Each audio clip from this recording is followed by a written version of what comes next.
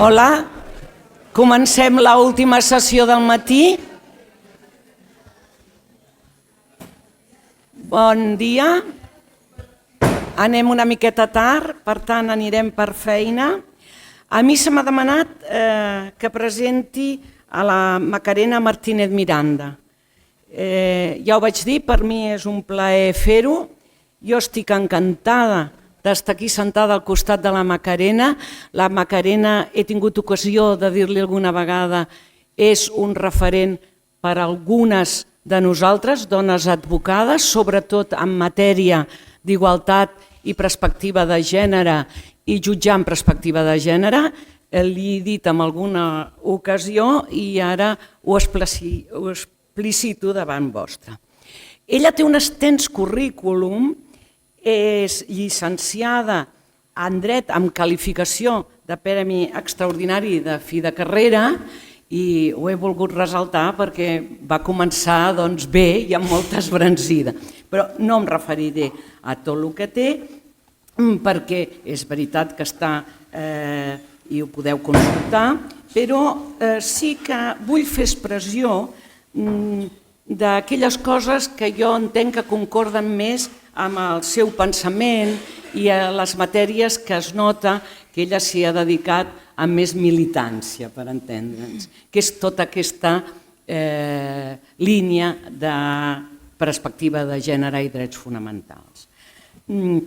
La Macarena actualment és directora i tutora d'un mòdul de formació sobre perspectiva de gènere per a jutgesses i jutges en el Consejo, és ponent en l'activitat també de perspectiva de gènere en l'ordre jurisdiccional social amb formació d'inici en l'escola judicial, és autora d'articles en matèria de la rama del dret social, però sobretot en principi d'igualtat i tutela antidiscriminatòria per raó de gènere, drets de conciliació de la vida familiar, personal i laboral, diversitat funcional i recentment, per mencionar algun dels seus llibres, ha escrit l'impacte de gènere en la descentralització productiva. Però a més d'aquesta perspectiva més de drets fonamentals i gènere, ella també ha estat ponent de diferents cursos, xerrades, ponències, com a docent també en màster de dret laboral, és directora i relatora també amb molts cursos impartits no només en el Consejo General del Poder Judicial, sinó també en numeroses jornades de drets socials amb col·legis de l'advocacia i amb col·legis de graduats i graduades socials. De tal manera que també em puc donar fe perquè nosaltres l'hem convidat moltes vegades al Col·legi de l'Advocacia de Barcelona, mai ha tingut un no amb nosaltres i si li quadrava per agents de seva, doncs sempre ha atès les nostres pretensions. Sempre ens il·lustra amb un contingut que segur que en traiem alguna cosa de la seva intervenció, ho veureu també avui amb la seva ponència. Ella ens parlarà de la llibertat d'aparença i dret a la pròpia imatge de totes les persones treballadores en aquesta era digital en la que ens ha tocat viure. Ens explicarà, ho he vist del seu propi PowerPoint, ens explicarà quins són els límits del poder de direcció de les empreses en relació als drets de les persones treballadores en el marc d'aquestes relacions laborals, i tot això ho relacionarà amb altres aspectes de drets fonamentals amb aquesta transversalitat que hem de tenir tant els que plantegem les peticions com els que jutgen el que demanem. I entre aquests drets fonamentals, perquè crec que te referiràs a diversos més, he vist la prohibició de discriminació, l'expressió de gènere o la llibertat de pensament, que m'han semblat molt suggerents. Bueno, pues sense més, tens la paraula. Muchas gracias y bueno, es un placer para mí también estar sentada con Teresa y le agradezco muchísimo sus palabras. y bueno, toda la acogida. Ya me voy a abreviar los agradecimientos, como ya los he hecho a primera hora. Solo agradecer otra vez a Xavier, a la Asociación Catalana y a Centre d'Estudis Jurídics, y como ahora está aquí la directora, pues también a la directora Encarna, y sobre todo a todas y todos por estar aquí a esta hora, porque ya es la hora de comer, ya casi. Entonces intentaré ajustarme al tiempo. Y como veis, el tema asignado es el de la libertad de apariencia y el derecho a la propia imagen. Bueno, una libertad que, como ahora veremos, no tiene regulación específica, pero que está a la orden del día. Hablaremos de la libertad de apariencia para delimitarlo respecto al derecho a la propia imagen, porque aunque los haya englobado en el título, son distintos. Y luego delimitaremos jurisprudencialmente sobre todo el ámbito de protección del derecho a la propia imagen y hablaremos de la conexión de la libertad de apariencia con otros derechos fundamentales. Estamos en una época en que la relevancia de la imagen es superlativa, en que, bueno, ninguno duda de que estamos, de hecho ahora mismo estamos siendo grabadas y grabados, estamos constantemente en redes sociales, en fotografías, cualquiera puede buscar la imagen de otras personas, y es una relevancia a la que se ha hablado de la cuarta revolución industrial o revolución 4.0 le llaman ahora algunos, pero que la doctrina jurisprudencial pues va muy por detrás, obviamente, porque no van llegando los casos. La primera sentencia que abordó el derecho a la propia imagen a nivel constitucional fue esta sentencia 27/2020 y ya habló de que el derecho a la propia imagen pues obviamente debe seguir siendo objeto de protección y que no puede equipararse el entorno digital con el entorno público. Es decir, que cuando una imagen se hace valer en el entorno digital no quiere decir que con eso se esté consintiendo su propagación o su difusión pública. La libertad de apariencia, como decía, sin embargo, tiene una ausencia total de regulación específica, pero sí que hay muchos artículos doctrinales y sí que se toca tangencialmente, y por eso quise hacerla valer en el título de la ponencia, al tratar sobre la protección de otros derechos.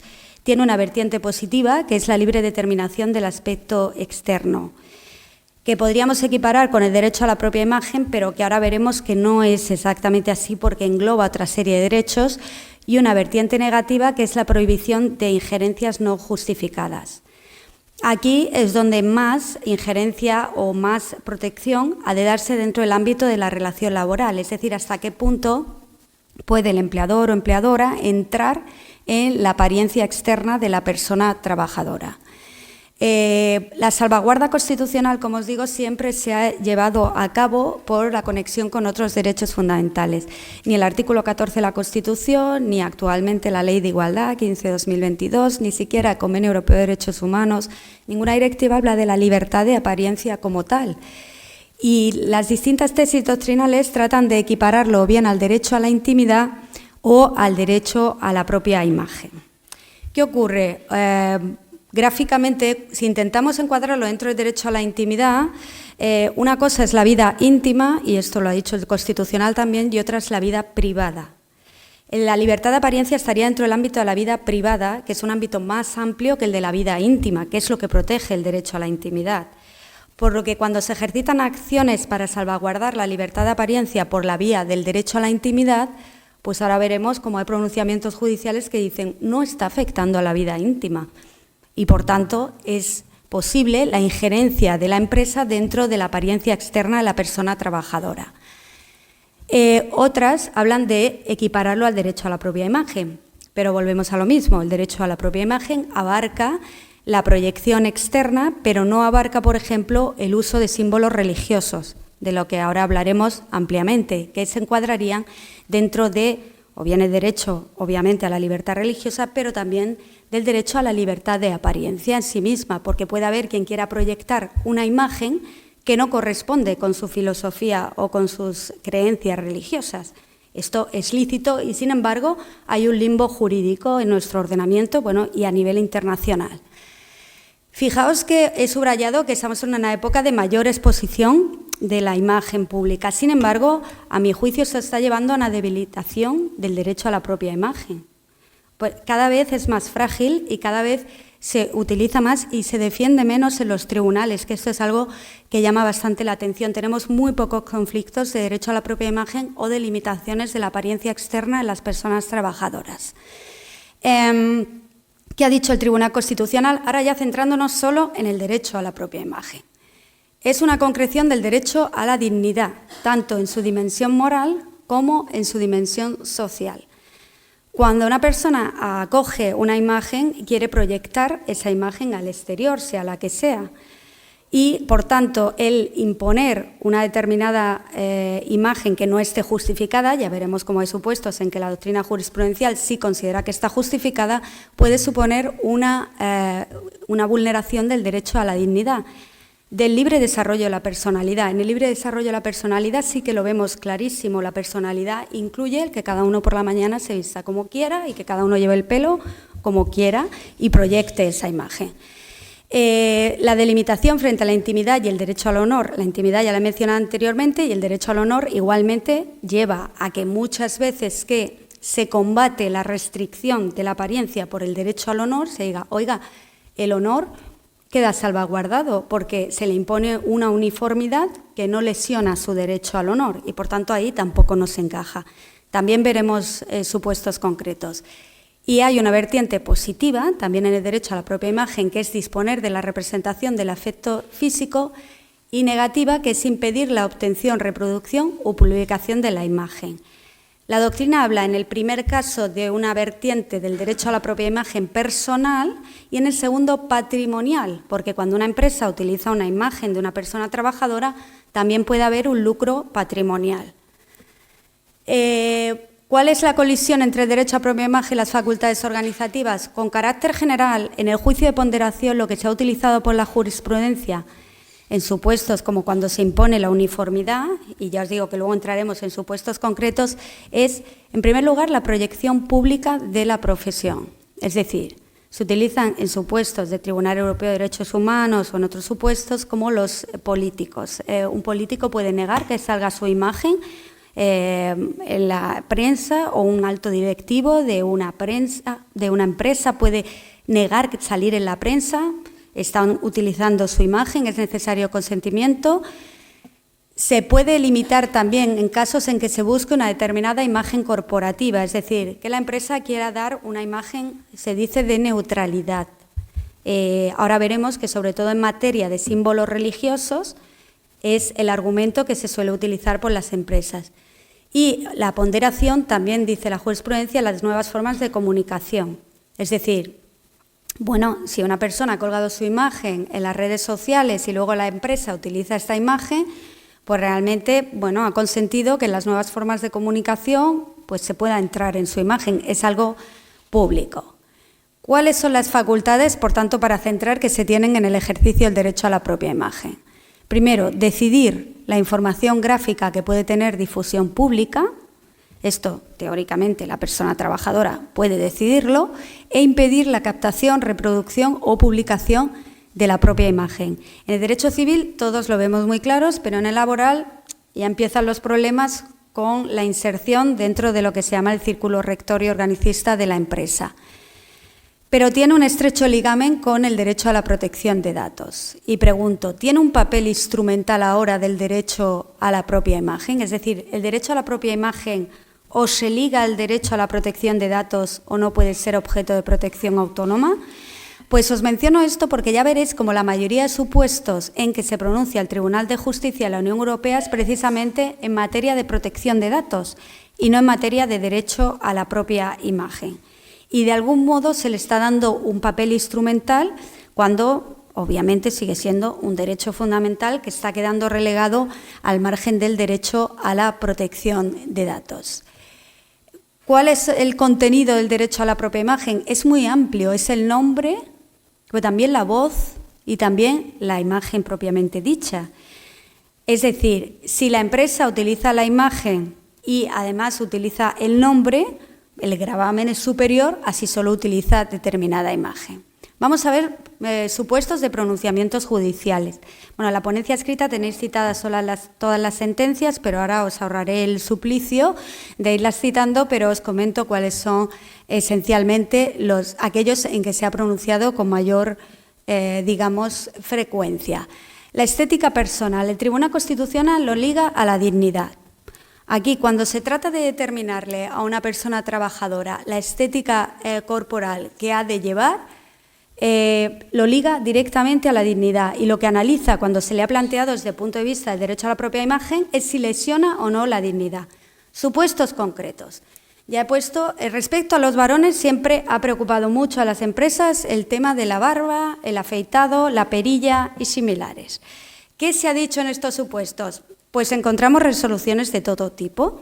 En el ámbito, por ejemplo, de la restauración y de los cocineros, hay resoluciones que han dicho que la imposición empresarial de que no se lleve barba, ni bigote, ni perilla, es válida, y veréis muchos supuestos en que así lo declaran, si está condicionada por motivos de salud o de seguridad.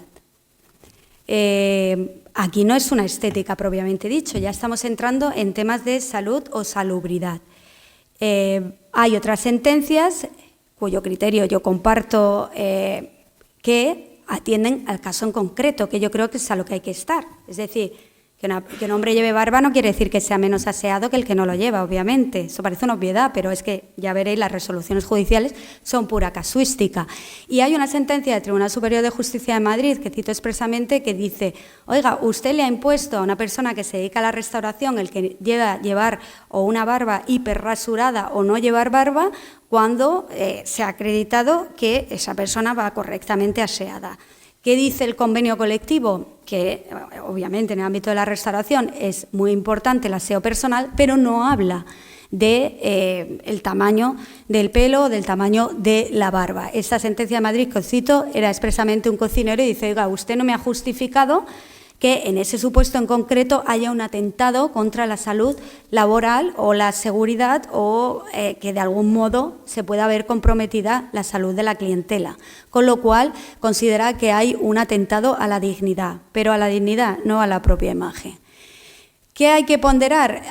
Hay que hacer un juicio de proporcionalidad en sentido amplio y estricto. La idoneidad de la medida, es decir, si está imponiendo el que los varones no puedan llevar barba, tiene que acreditar por qué eso es idóneo para el puesto de trabajo, pero además que sea necesario. Si ha venido desempeñando su puesto de trabajo sin ningún problema de salud o de seguridad, sin ninguna queja acreditada, pues, oiga, usted no me ha probado la necesidad de limitar el derecho a la apariencia con afectación, además de la dignidad.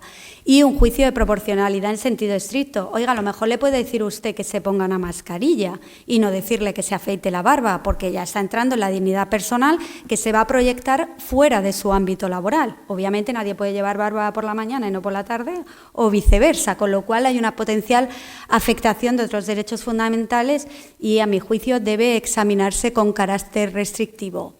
Vamos a la indumentaria, que es sobre la que más se ha pronunciado la doctrina jurisprudencial, y aquí obviamente ha habido una evolución. En una primera etapa había una facultad, se contemplaba como una facultad empresarial, salvo pacto colectivo individual, la empresa, y así se decía expresamente por la Sala Cuarta del Tribunal Supremo, puede determinar la uniformidad. Llegó la sentencia del 23 de enero de 2001 en que se cuestionó las reglas de uniformidad de las trabajadoras, me digo trabajadores y trabajadoras del AVE, y en esta primera sentencia se dijo que no pasaba nada por imponer que las mujeres llevaran falda. Luego fue confirmada por el Tribunal Constitucional, y los hombres pantalón, porque los límites eran la dignidad y el honor de las personas trabajadoras, sin mayor análisis. Fijaos que hablamos del 2001, y afortunadamente tenemos una segunda etapa en que fuimos evolucionando. En esta segunda etapa, ¿qué se exige? La adaptación de la uniformidad a la persona trabajadora. Oiga, usted puede imponer un determinado uniforme. Lo que no puede imponer es cómo la persona ha de llevarlo. Es decir, por ejemplo, supuestos en que ha de llevar camisa y pantalón, pero le dicen la camisa no puede ir por fuera, tiene que ir por dentro. Bueno, esto ya, usted pruébeme cuál es la relevancia de que la persona trabajadora lleve la camisa por fuera o por dentro. Obviamente el respeto a la dignidad Y, muy relevante, que lo ha subrayado recientemente el Tribunal Supremo, de nuevo en la última sentencia 2024, la posibilidad de elección entre las distintas modalidades cuando se trate de prensas tradicionalmente asociadas a uno de los sexos. Con el AVE hubo una posterior sentencia, de la que hablaré posteriormente cuando hable del principio de no discriminación, en que sí se dijo la imposición entonces se hablaba de azafatas del AVE, de llevar falda y ellos pueden llevar pantalón, es discriminatoria por razón de sexo. Pero ojo, es discriminatoria por razón de sexo, se dijo entonces, porque los hombres, las mujeres no pueden llevar falda y las mujeres no pueden llevar pantalón. O sea que en realidad estaba hablando de una desigualdad de trato. Pero en esa misma sentencia se le alegaba que perjudicaba la dignidad y el honor, y esa sentencia reflexiona que no es así porque la uniformidad impuesta a las mujeres tiene que ver con la elegancia femenina. O sea, un estereotipo tamaño big size, vamos. Y dicen, no se lesiona la dignidad o el honor. Obviamente, yo no lo vi, en la sentencia no se le plantea expresamente la discriminación por razón de género, ahora sí se está planteando en las posteriores, pero ya deja caer este estereotipo. Sin embargo, aquí en el juicio de proporcionalidad, claro, además de ver si tiene unas connotaciones, como veremos en el caso de la religión, también hay que valorar condiciones de salubridad o de salud. Hay una sentencia de Cataluña, fijaos ya muy antigua, del año 1999, en que el vigilante de seguridad se negaba a usar la gorra dentro del centro de trabajo y fue despedido. ¿Y qué dijo la sala? La sala dijo, no, oiga, no le puede imponer que lleve la gorra dentro del centro de trabajo porque no tiene ningún sentido. ¿Por qué tiene que llevar la gorra dentro si no lo ve nadie? Estaba en la cabina. Y además es desproporcionado despedir por esto. ¿Qué incidencia tiene esto en su trabajo? ¿Qué incidencia tiene en la gestión empresarial? Y la última de las sentencias del Tribunal Supremo es esta, no sé si la conocéis, en que se ha planteado un conflicto colectivo de los vigilantes de seguridad del Corte Inglés porque han de llevar corbata en verano.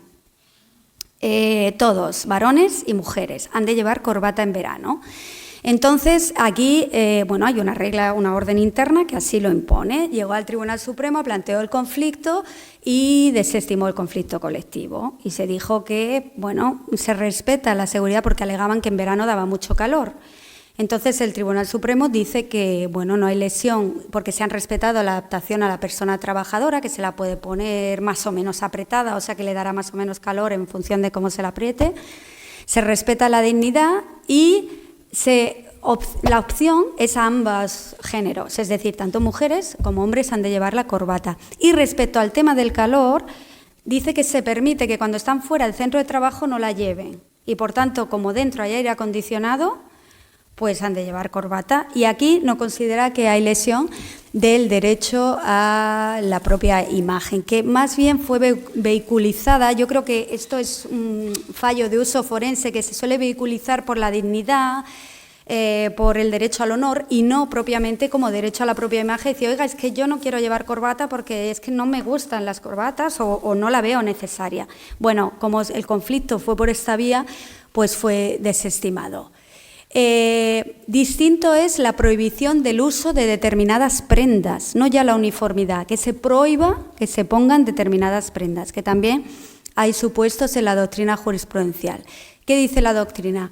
Que hay que estar a las normas internas, que no afecte a la seguridad o a la salud, por tanto, si está justificada la medida por la seguridad o por la salud, y hay que valorar si hay contacto con el público, si hay trascendencia o afectación a la imagen de la empresa. Bueno, el contacto con el público. Hay algunos supuestos que también os menciono, es muy casístico y doctrina del Constitucional y del Supremo casi no hay. La mayoría de sentencias ya veréis que son de salas de lo social de tribunales superiores, en que se prohibió a un trabajador que estaba en una oficina todo el día que llevara pantalones cortos, bermudas. Bueno, no dice la longitud, pero no podía llevar pantalones cortos, pues impugnó la medida y dijo, pues oiga, que en verano pues tengo calor y quiero venir con pantalones cortos. Y en este caso sí se le dio la razón y se dijo que como estaba, porque la empresa alegaba la imagen corporativa, oiga, da muy mala imagen que venga alguien con pantalones cortos a la empresa, pero es que no lo ve nadie, es que está en su oficina, ¿quién ve a este señor? ¿Y qué trascendencia tiene eso para la imagen corporativa? Ninguna. Pues se consideró que sí que afectaba al derecho a la propia imagen. ¿Por qué pensar que además, yendo a propia esencia de derecho fundamental, afecta a la libre autodeterminación de la persona? Como decimos, la persona se viste por la mañana y no se cambia en la puerta de la empresa normalmente, salvo que lleve una uniformidad. Y por tanto se dijo que no estaba justificada. Otra prohibición es la captación, reproducción y o difusión de la imagen, que hay una prohibición general, pero ojo, con excepciones, el interés público. De esto, como ha hablado Julia, en relación a la tensión con el derecho fundamental a libertad de expresión o información, sí que se dice que se puede hacer uso de la imagen de la persona trabajadora cuando tenga un interés público.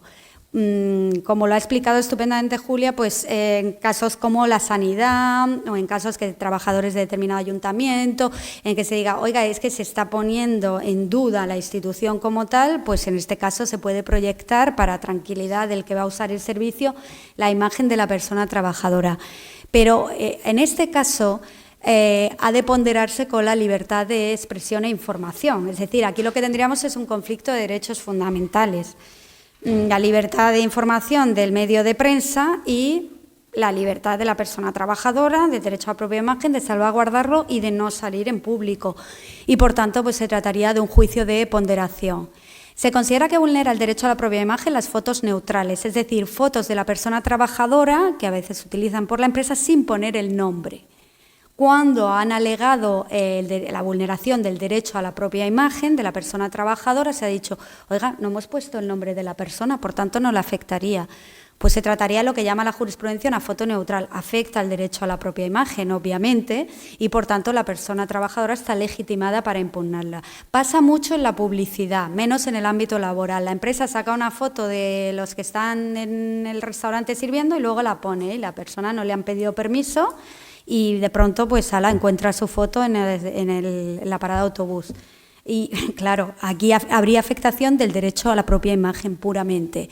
Se ha de dar un expreso consentimiento para su comercialización y es suficiente con lo que llama la jurisprudencia el principio de recognoscibilidad. ¿Por qué ha dicho esto la jurisprudencia? Porque a veces lo que hacen las empresas es proyecto la imagen pero le cambio el moreno por el rubio, por ejemplo, ya no es ella. O le pongo la barba, ya no es él. Si hay reconocibilidad y esa persona se reconoce y los que le conocen saben que es esa persona, pues obviamente también vulneraría el derecho a la propia imagen. Hay que recordar, y a esto acude mucho la doctrina constitucional, pues lo que siempre reitera y lo sigue teniendo que reiterar, que esto ya es bastante grave, que el contrato de trabajo no puede considerarse un título legitimador para recortar derechos fundamentales. Pero que la inserción en un círculo determinado en la empresa sí que puede modular los derechos siempre que vayan unidos a requerimientos de la organización productiva y lo que decíamos, que sean razonables. Por eso yo he querido abordar la temática de la libertad de apariencia en conexión con otros derechos, porque si buscamos libertad de apariencia no hay nada, no solo no hay una positivización del derecho de la libertad de apariencia, sino que además tampoco se suele reclamar como derecho a la propia imagen. Y ya veremos cómo se encuentran afectados todos estos derechos. Se ha aludido también por Julia a esa conectividad entre derechos fundamentales y yo, sin haber oído la ponencia, ya había tenido en cuenta que efectivamente dice la doctrina que normalmente el uso forense suele tender más a estos derechos porque tienen mayor protección en los tribunales. Y, por tanto, como el derecho a la propia imagen es así un poco fluido, como se dice ahora, pues se articulan por estas vías. Pero ya veréis que tocan el derecho a la propia imagen. En el ámbito anglosajón, la libertad de apariencia se liga al derecho a la intimidad.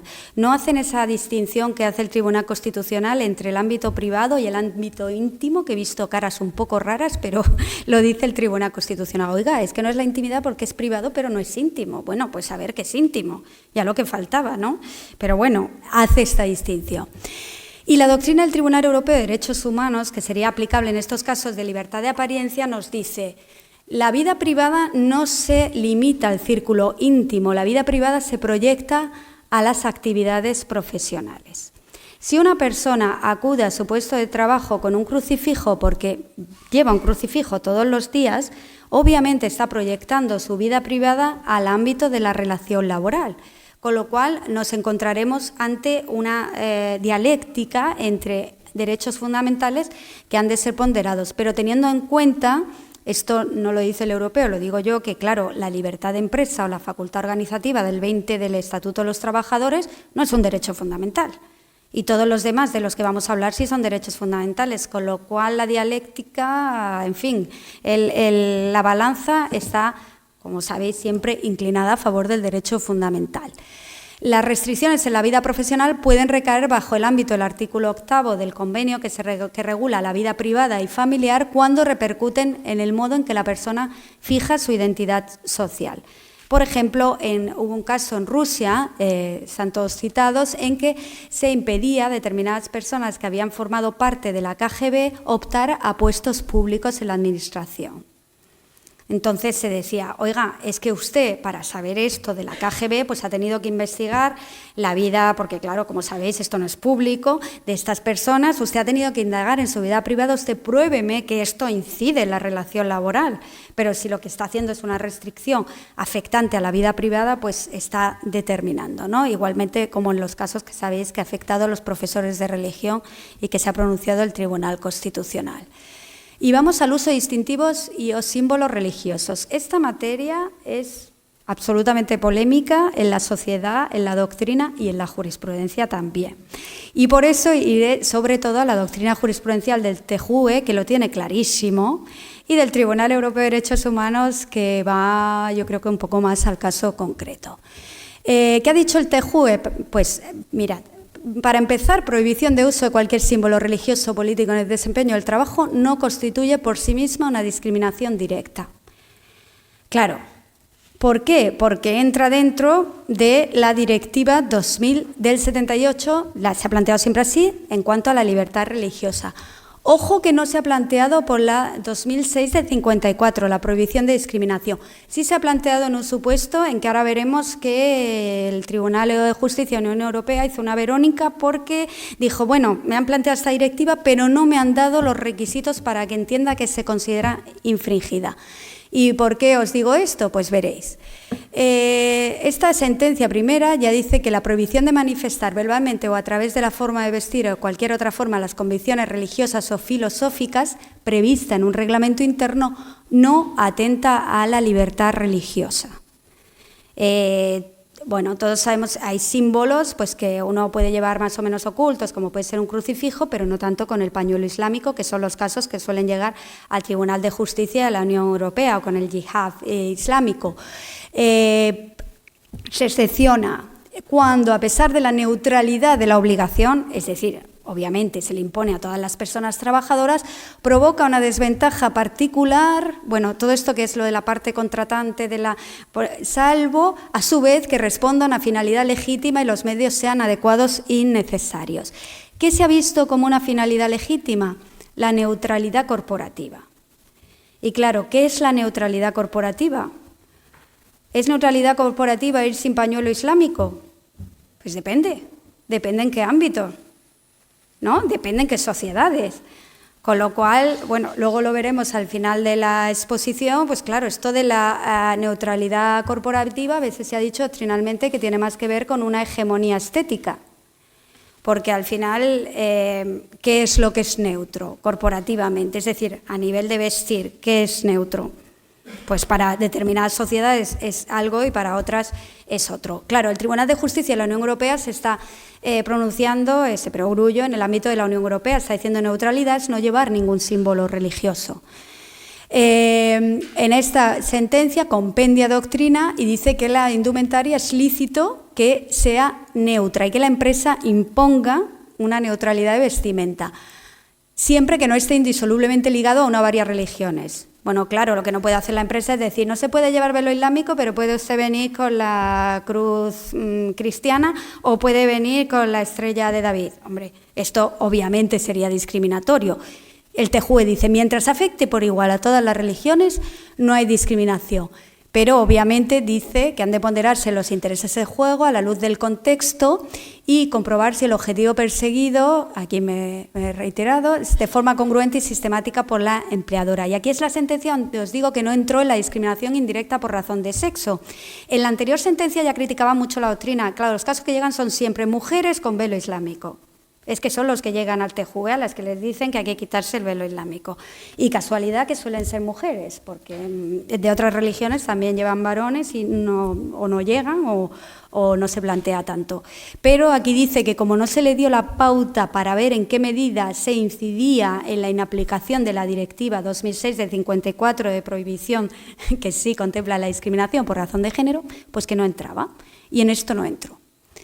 El Tribunal Europeo de Derechos Humanos. Aquí es mucho más amplio, probablemente porque el contexto del Consejo de Europa también es mucho más amplio que el del Tribunal de Justicia de la Unión Europea. Y yo siempre traigo a colación el concepto que da de religión, porque la religión no cubre o no salvaguarda solo el ejercicio de la religión, también los creyentes, los agnósticos, los escépticos o los indiferentes. Es decir, que la religión es también el que no tiene religión y, por tanto, considera que ha de salvaguardarse desde un punto de vista pues, de derechos humanos. Es decir, oiga, la persona tiene que ser libre de manifestar cuáles son sus creencias o no manifestarlas o ejercitarlas o no hacerlo. El caso por excelencia es el caso Ebeida y otros contra el Reino Unido, que resolvió 4 casos. Aquí el Tribunal Europeo de Derechos Humanos, y así podremos ver cómo distingue en el casuismo, lo que hizo es compendiar 4 casos distintos que todos afectaban al uso de distintivos religiosos en el lugar de trabajo. El primero es el caso Ebeida, que era una, bueno, ya os hago spoiler de todos, os voy diciendo el final, pero los voy a contar, era una azafata de British Airways que llevaba una cruz. Y entonces ella prestaba servicios como azafata. Cuando le dicen, no puedes llevar la cruz, dice, bueno, pues entonces quiero estar en un puesto de trabajo que yo pueda llevar la cruz, porque para mí es muy importante ir cada día con la cruz, y entonces le trasladan a un puesto, digamos, detrás de una oficina, sí que atendía a algún cliente, y le dicen, no, pero aún así te la tienes que quitar porque entran personas y te ven y British Airways es laica o no quiere proyectar ninguna imagen religiosa. Y entonces ella, no me la quiero quitar y tal, y esto llegó al Tribunal Europeo de Derechos Humanos. Y en este caso sí que se dijo que, dado que la proyección pública de la trabajadora era tan leve, que solo veía algunos clientes, que la imagen de proyectar una neutralidad, pues que tampoco se consideraba especialmente relevante, porque nadie coge una compañía aérea en función de, en principio, ¿no?, si la azafata lleva o no un símbolo religioso, pues se consideró que sí se había vulnerado el derecho a la libertad religiosa. El Tribunal Europeo de Derechos Humanos protege bastante las manifestaciones de las libertades religiosas, pero en los otros 3 consideró que no se había vulnerado.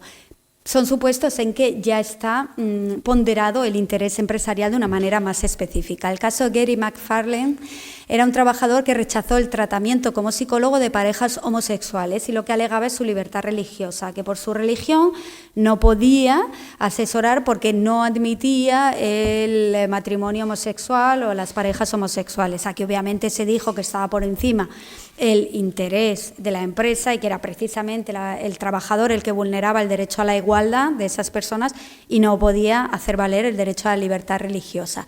Y en el segundo es muy similar, en que se negó a inscribir a una pareja de hecho homosexual, pues lo mismo. No se violó la libertad religiosa al despedirlo, sino que él incurrió en discriminación de esas personas.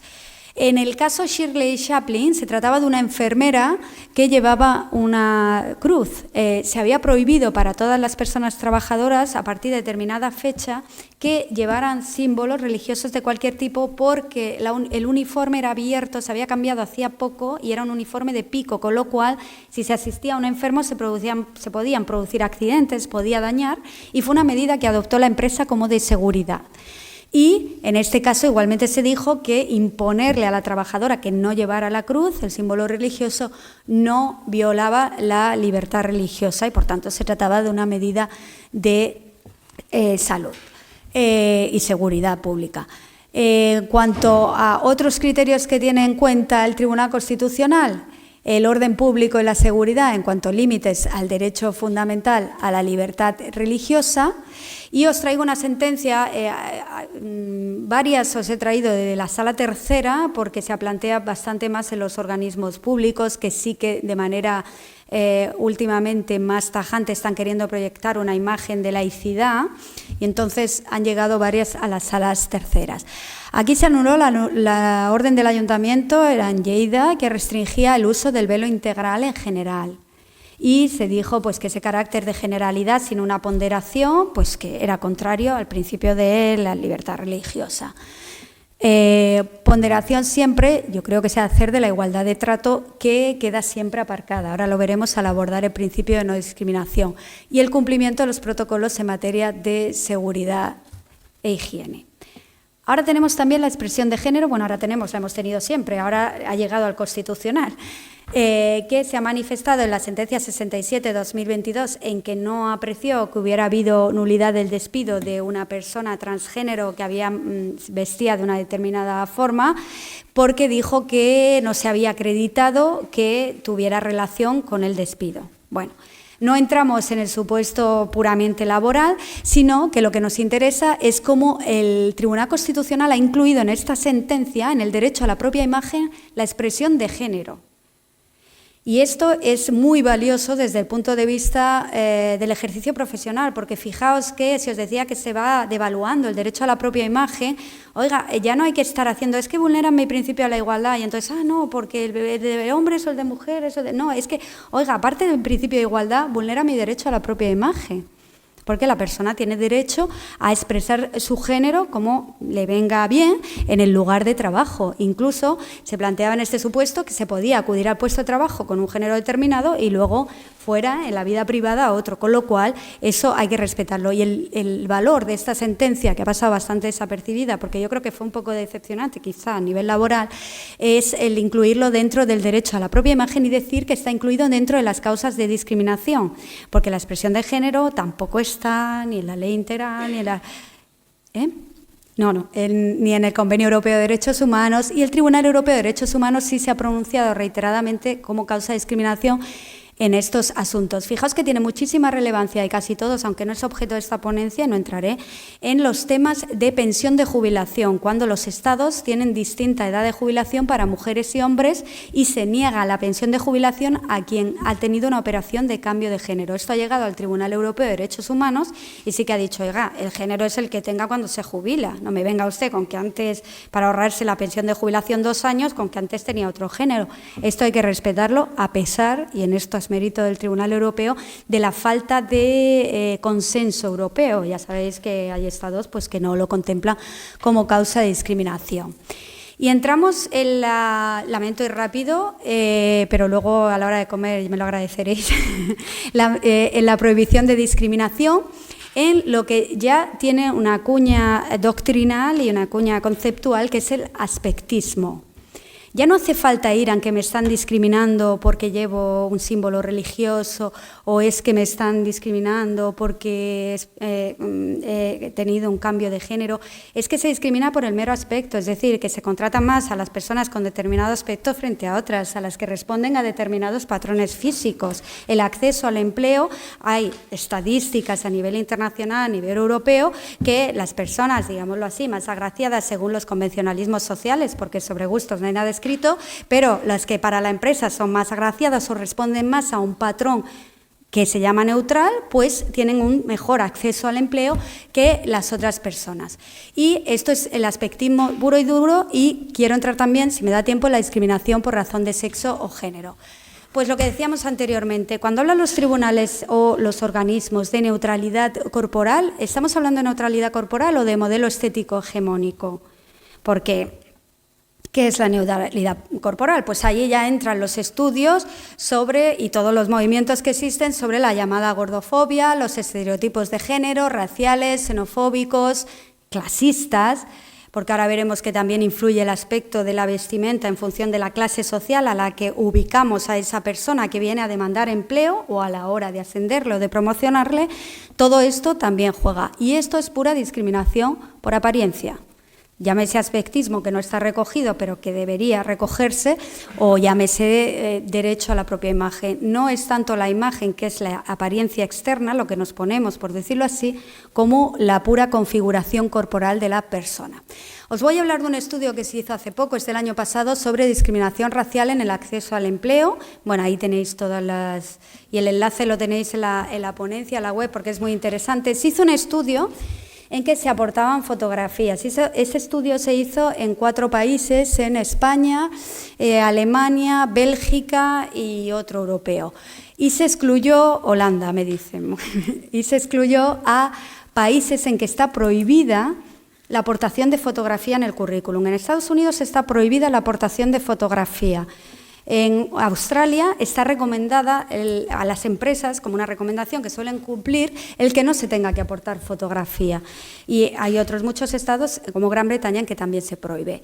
En España no, ya lo sabemos. Y claro, los currículums van con fotografía. Entonces, este estudio lo que hizo es decir, vamos a ver, estamos viendo que se contrata a menos personas magrebíes, por ejemplo, en determinados puestos, o a determinadas personas de fuera, bueno, en función del Estado, las estadísticas cambiaban. Vale, vamos a ver si esto tiene que ver con factores que hasta entonces pensaban que eran factores religiosos puramente, es decir, bueno, por esta imagen de neutralidad pues no queremos contratar. Y entonces se aportaron fotografías, es muy curioso porque ponen ejemplos en el estudio, se ven las fotos, de personas muy similares pero de 4 etnias distintas, en que claramente se veía pues que esta trabajadora era musulmana, que esta trabajadora pertenecía a otra etnia, esta también era magrebí o era, bueno, o sefardí, lo que fuera. Pero en que claramente, por ejemplo, 4 mujeres de la misma edad, mismos ingresos económicos, vamos a decir que viven en el mismo barrio para que no jueguen otro tipo de factores. Y al final la conclusión a la que se llegó, resumidamente, es que lo que más influía era el fenotipo, es decir, el aspecto. Les daba igual que, por ejemplo, las personas que tenían un determinado aspecto, por ejemplo, en el caso de árabes, manifestasen que su religión era la cristiana, que se manifestaba en el currículum. Al final, se contrataba más a la persona que tenía un fenotipo, un aspecto físico acorde a la sociedad europea, en fin, no sé cómo llamarla, porque claro, todo es ofensivo, pues a la neutralidad, digamos a la neutralidad. Con lo cual, esa neutralidad o esa imagen aparentemente neutra, pues lo que hace es esconder una hegemonía de determinadas razas, etnias, clases sociales, en este caso clases sociales no, porque dijeron que tenían los mismos ingresos, pero sí factores puramente fenotípicos. Es decir, que a lo que a la empresa le preocupaba no es que esa señora se fuera a poner el velo, por ejemplo, sino que el que entraba a la empresa veía a una persona de determinada etnia. Y, por tanto, se concluyó en este estudio, que es el primero, o ellos dicen que es el primero, a lo mejor hay alguno más, que se ha hecho en este campo, aportando únicamente, examinando el fenotipo, con lo cual la libertad de apariencia tiene mucha más influencia de la que creemos. Pero subrayo, la invisibilización a nivel legislativo no es mencionado como factor odioso en el artículo 24 de la Constitución y en el 2 de la Ley 15. ¿Está incluida en la cláusula general de 24? Pues yo creo que sí. Yo soy muy aperturista con el 24, pero ahora veremos que la doctrina jurisprudencial no lo es tanto. La litigiosidad es prácticamente inexistente, lo que os decía antes. Las doctrinas suelen decir que como no se estima, pues que van por otros derechos fundamentales.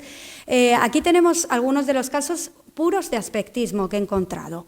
Pocos, ¿eh? Esta sentencia, que me he tenido que ir a la sala de lo contencioso, a la vecina, se trataba del acceso a Mosso d'Esquadra de una persona que tenía cicatrices y se le denegó el acceso a Mosso d'Esquadra porque tenía una cicatriz en el rostro. ¿Y qué alegaba la Administración? Que lo hacía fácilmente reconocible, que si le veía a un delincuente con la cicatriz, luego sabría que era él. Claro, la sala de lo contencioso dijo, oiga, déjese de tonterías, o sea, en realidad esto es aspectismo puro y duro.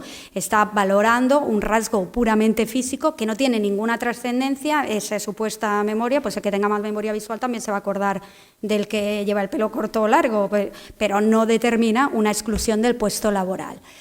La discriminación por obesidad, sí ha llegado al TJUE. ¿Y qué ha dicho el TJUE? Que no existe como factor odioso. Yo creo que todos sabemos que es un factor de discriminación, es algo que no... Pero lo que ha dicho el Tribunal de Justicia de la Unión Europea es que si se acredita que se ha discriminado por el tema de salud, entonces sería una discriminación por discapacidad.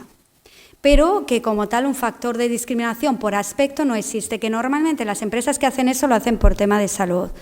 Pues un discurso absolutamente, pues nuevamente, que no tiene cabida, porque puede haber una persona con mayor peso o con menos, pues que esté muchísimo más sana. Oiga, acredíteme que en este caso en concreto esta persona no puede hacer su trabajo, porque puede haber personas extremadamente delgadas, pues obviamente que tengan afectación de la salud.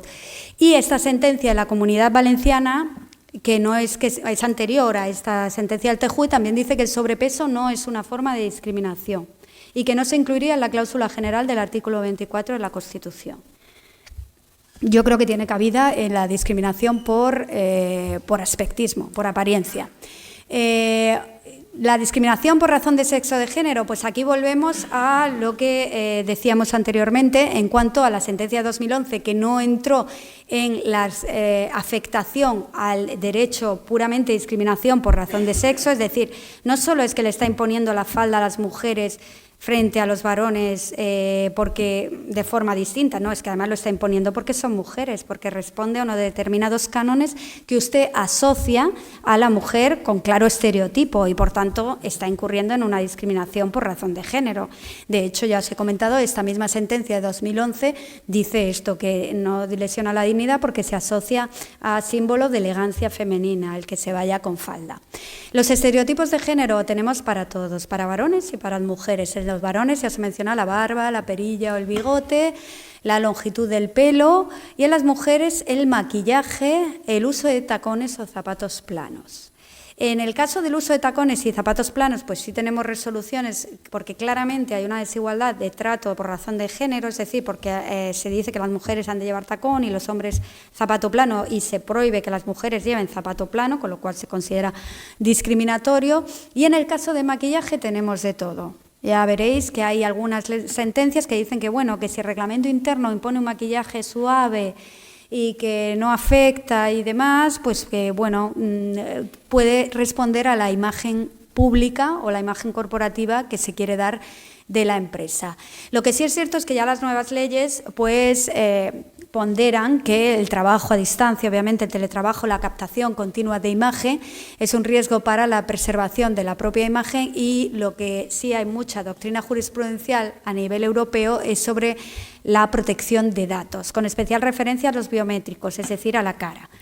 Aquí sí que el Tribunal de Justicia de la Unión Europea lo liga al derecho a la protección de datos, mientras que en la doctrina interna se suele ligar el derecho a la propia imagen. Ya muy rápido, el Reglamento General de Protección de Datos, únicamente decir que hace mucho hincapié en que el dato de la propia imagen, de la captación de la imagen en una pantalla, de ser objeto de expreso consentimiento, cualquier operación, recogida, registro, conservación, consulta de datos, incluso ha de ser objeto de consentimiento en el contrato de trabajo, y se ha de informar a la persona trabajadora, yo no sé si esto se ha incorporado a los contratos, de la finalidad del tratamiento. Esto lo exige el Reglamento General de Protección de Datos. No es solo el firmar la protección de datos a posteriori, sino que desde el principio se les ha de informar de cuál va a ser el objeto del tratamiento. Ha de haber un consentimiento explícito. Os menciono aquí un par de sentencias. Una fue la videoconferencia por el profesorado en la época COVID del Tribunal de Justicia de la Unión Europea, en que se pidió el consentimiento al alumnado y a las familias, pero a los profesores no. Y entonces los profesores llegaron al TJUE y dijeron, oiga, es que yo, claro, algunos habían pedido dar la imagen con la cámara apagada.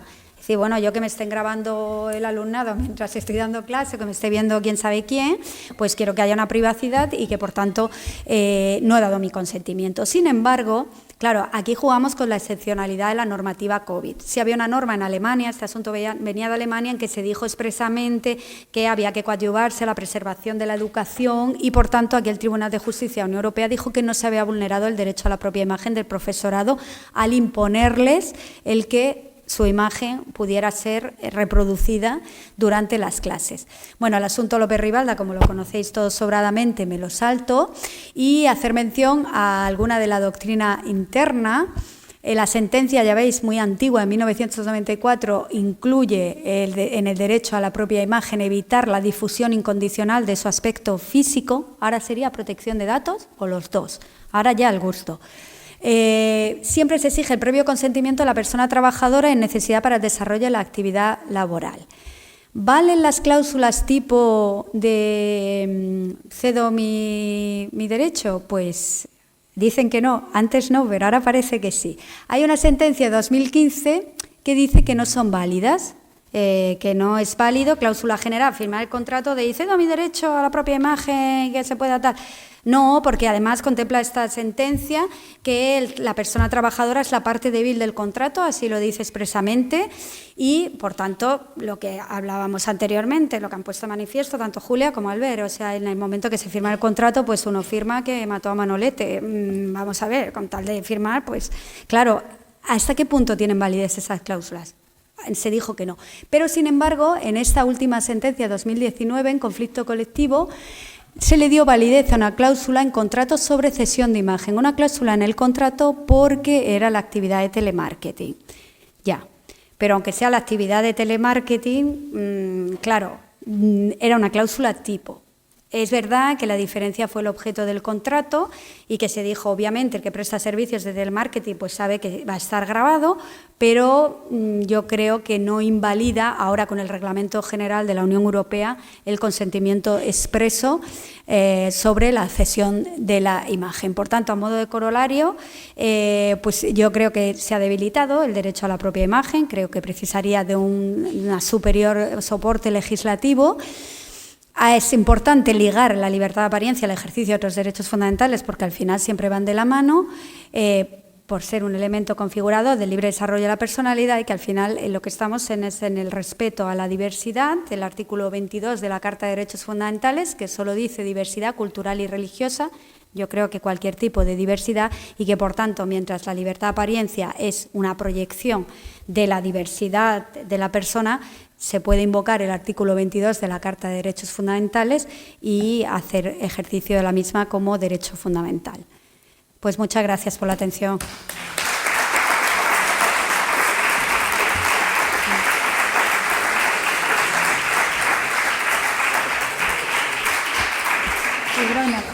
Muchas gracias, Macarena. Te has ajustado exactamente a la hora prevista.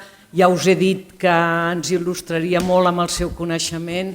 A mi m'ha semblat una ponència magnífica, molt actual. Necessitem aquestes referències que ens has donat almenys per a les persones que portem persones treballadores a l'hora que ens signifiquen eines per poder argumentar les nostres demandes i crec que al públic en general també li ha agradat molt per les cares que fèieu d'absoluta abstracció i absorció en el que estava explicant-nos a la Macarena. Ara s'obre un torn de paraules molt curtet, per veure si teniu alguna pregunta que fer o alguna aportació.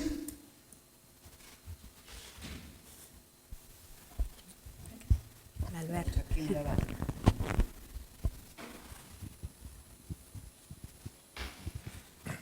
Bueno, moltes felicitats, Macarena, per la teva magnífica ponència. Afortunadament has tornat a pujar el nivell.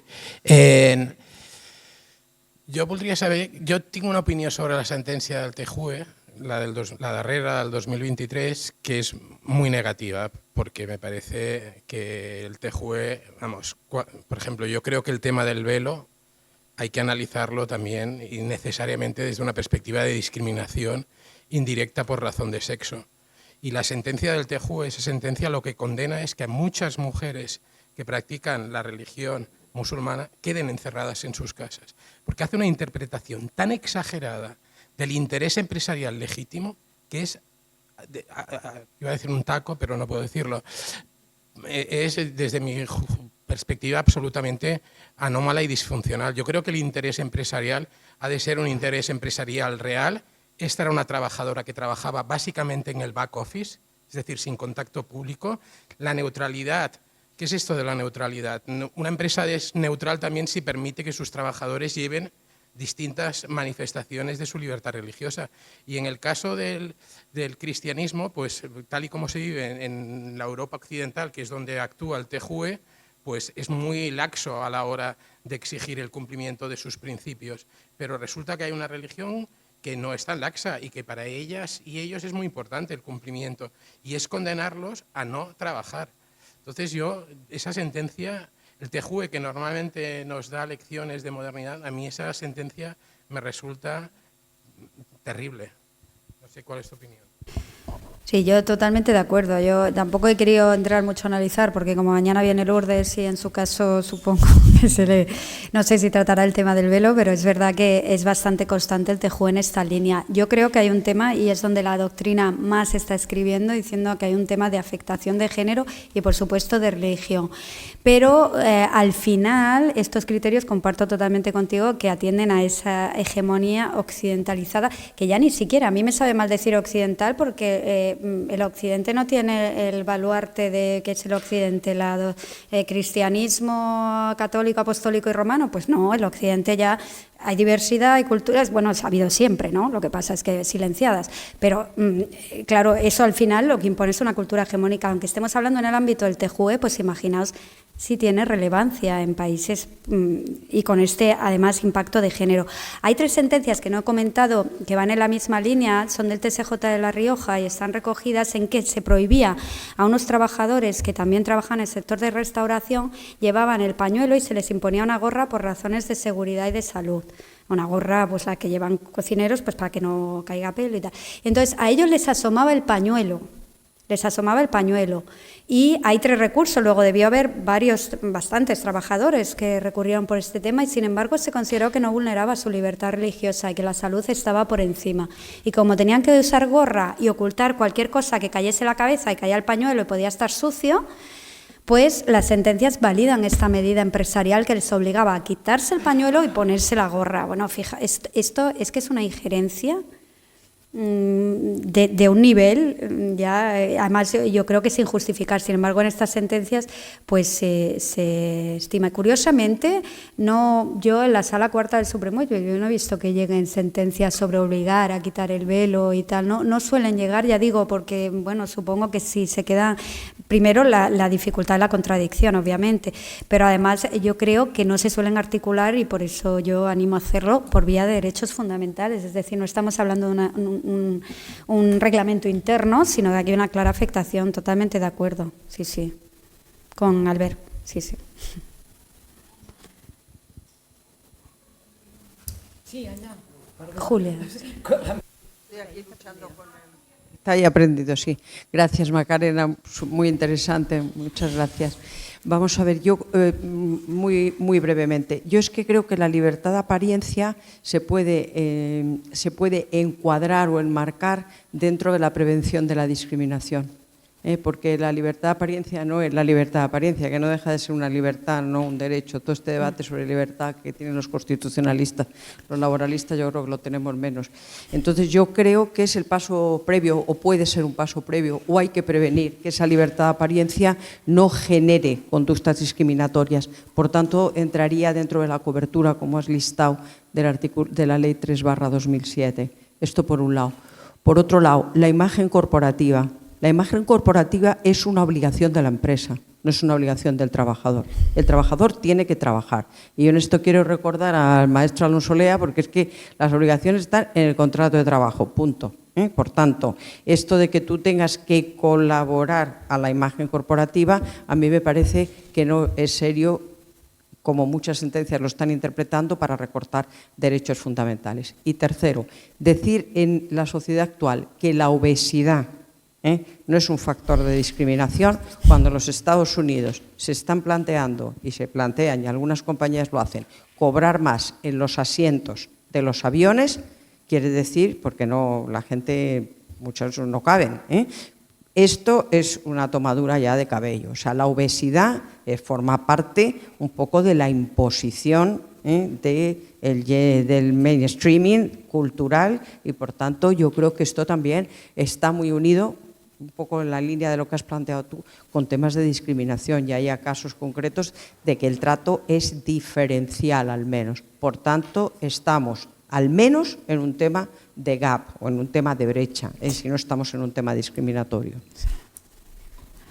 Bueno, muy rápido para no entretener, pero totalmente de acuerdo. Por eso lo he ligado a los derechos, a la prohibición de discriminación, y totalmente de acuerdo también con el planteamiento de la discriminación por obesidad, que además también tiene un impacto superior en las mujeres también totalmente. Y hay estudios, pero el TJUE, cuando le ha llegado, lo que ha dicho es que si hubiera discapacidad, pues sí, sería discriminación por discapacidad, pero oiga, es que, sí, totalmente de acuerdo, por no alargar.